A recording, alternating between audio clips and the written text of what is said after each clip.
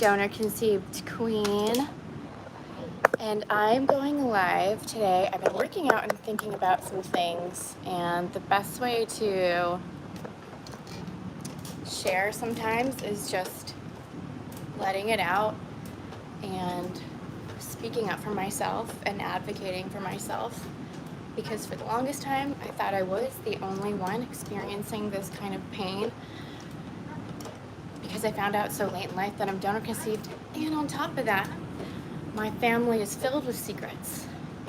So should I be surprised by the outcome of all of this? No, I'm not surprised, but I'm hurt, and I'll be forever heartbroken. There will always be a part of me that grieves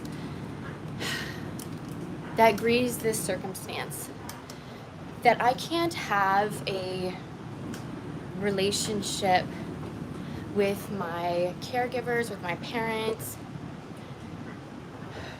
because they don't want to be honest with themselves. They don't want to be honest to their community. They don't. So something I was thinking about today is that my mom, she had more photos,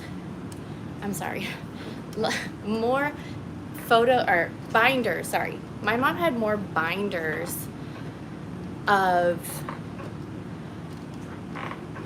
bookkeeping for taxes, for her businesses, for the houses she flipped, for the houses she purchased, for the houses she sold,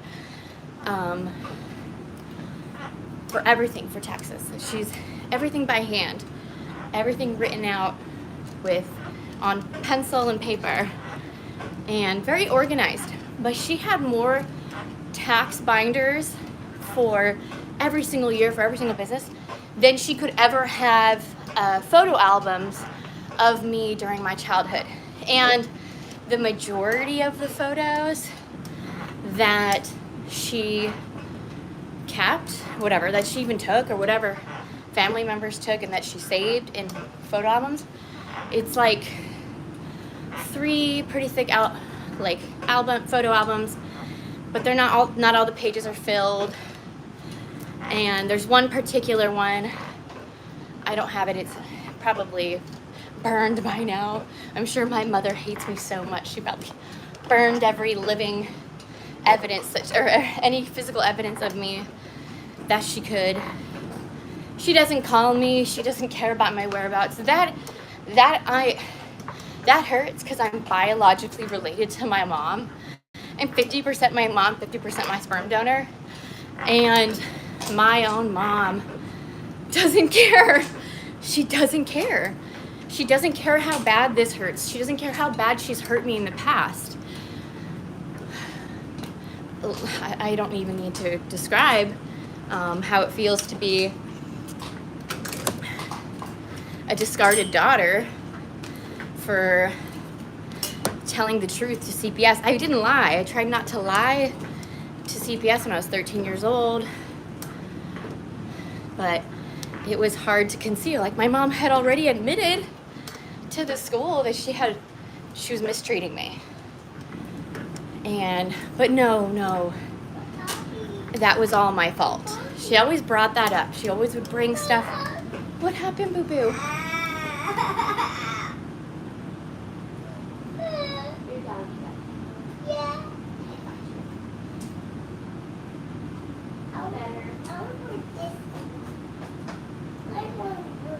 Yeah, you just have to ask. You just have to ask. My little one. So anyways, where was I? I always knew from a very young age that my parents' love is conditional, and you better stay loyal to the family, otherwise bad things will happen to you. So I did my best to, after I turned 18, I could have moved out. I had a good job. I made my own money. I never asked my parents for money. Any money that they gave me is because they offered. I never ask them like, hey, can you pay for X, Y, and Z? No, it was only ever offered to me. So sometimes they would like send checks in the mail, but they have always shown off their wealth. But the question lies, how do they obtain that? So my mom would keep everything written, all of her bookkeeping written for the office that she worked at in the city in San Francisco. She had a job as what some would say is a nurse. She would tell people that she's a nurse who worked in a dermatology office in the city, but actually she's never been a licensed nurse. Not that I've seen when I've looked her up, which you can look up licenses online. Am I doing it? Good job. Mom life. So she did bookkeeping for the office in which she managed, and she does the bookkeeping with her financials or her businesses that she does on the side. But she's always been so organized with her bookkeeping, with her money, with receipts, making sure all the math is, her work is shown. She has a old school calculator that spits out ticket receipts of the math, and then she'll rip that off and staple it to these expense sheet, and she has everything categorized, very organized. I will say that, very organized. But she's always loved her money more than she's ever loved me. You know, it's the biggest mother wound ever. If you have a mother wound, so do I. And of course I have a father wound too. But, you know, the mother wound for me is what really hurts me the most. You grow up wanting your parents to love you so much. It's a survival technique for survival, right? Who else are we supposed to rely on as babies, as small children, as teens? So you do what you can to please them. I never felt like I was enough. I always felt like I was a burden to them. I always felt like I was a fly on the wall in that family. There were a lot of conversations that I was never a part of, but I heard, but I listened to keep myself safe, to play along. It's a life I would wish no child. And that's one of the reasons why I've decided to share my story as a donor-conceived person, because I'm sure there are other donor-conceived adults feeling the same way as I do now. Having to keep family secrets where money is more important than your children and your family that you're raising. It's so wrong.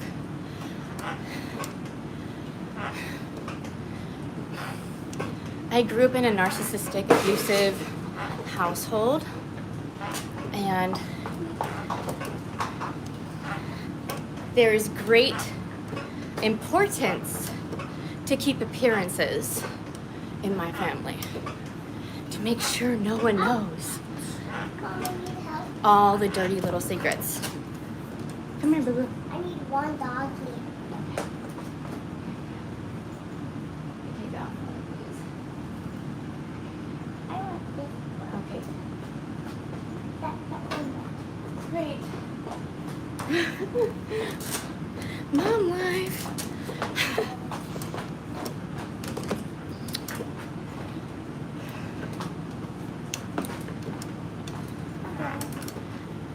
I deserved to be more loved, and I deserved to be protected and safe. As a donor-conceived person, I feel as though the parents that I was sold to were not fit to be parents. They were not fit to be parents. They needed therapy more than they needed to have children, and I'll keep repeating that. And how unfair it is for me now to realize I'm on my own. Of course, I have my own family. Without them, I would be on my own. If I did not create the family that I have now, that I'm raising now with my 4 children, with my husband, I would be all alone. So in a way, I was being protected from the pain and suffering it is to come out and speak the truth without support. Because if I had done this, all of this, speaking publicly about my story, finding out the truth that I am donor conceived, if I had done all of those things, reported my abuse, reported the SA, right? If I did that before I had kids, I would be so much more alone. So I'm doing this now, and I'm so proud of myself for finally coming out and speaking the truth. It feels so much better when you don't have to live in secret anymore. And maybe this will inspire someone else out there to tell their story too. I wish I was more loved. I wish I was enough for my parents. And it's such a painful hurt. It's such a painful scar on my heart that I have for the rest of my life. But then I can put that hurt away. I can take it out of my pocket. I can look at it. I can say, wow, how strong you are. You stopped crying about it. You finally faced your fears. And you can finally say it out loud. And I can take it and I can cheer for myself, put it back in my pocket. As a reminder, never forget what you've come through. Don't forget. Always remember. Because you need to protect yourself. My health is my wealth. I'm so lucky, so happy that I found out the truth at 33 years old. Because at 32, I was almost 33. Because in my 30s, I already had my children, and I had established a life for myself, an identity for myself at that point in my life. Very successful at that point in my life. Super aware of myself. To the point where I even have a website in my own name, put my face on it. I am confident in the person I am.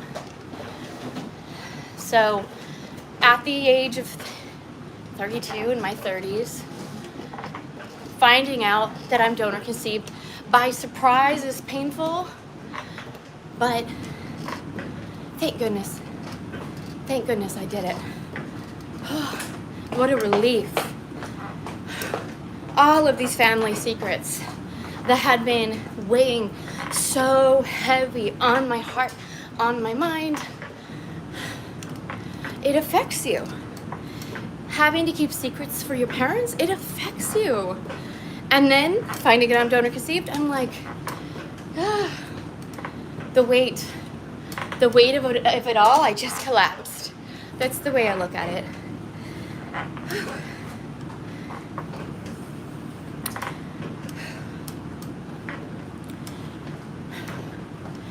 I feel disappointed that I was cheated out of having a normal childhood. If I had just been sold to a family who really wanted to have children, they didn't even need to have a lot of money. They could have been living paycheck to paycheck, but I would have loved being loved more than I would have loved being with a family who cares more about their money than they care about the well-being of their donor-conceived children. So, not even wealth can protect donor-conceived children from harm. And that's something that I don't hear any donor-conceived people talking about. Maybe a couple. So that's why I share my story. So yeah, thanks for listening to Diary of a Donor-Conceived Queen. There were a few interruptions.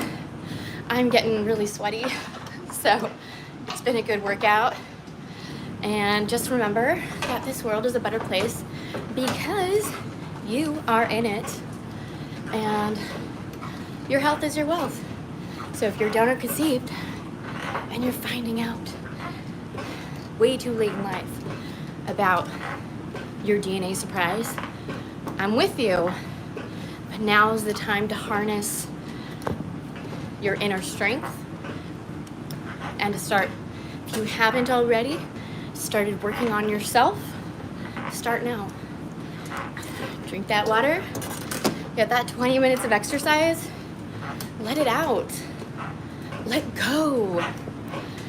Sometimes it helps to just talk it out to yourself in the mirror, but yeah. Anyways, take care.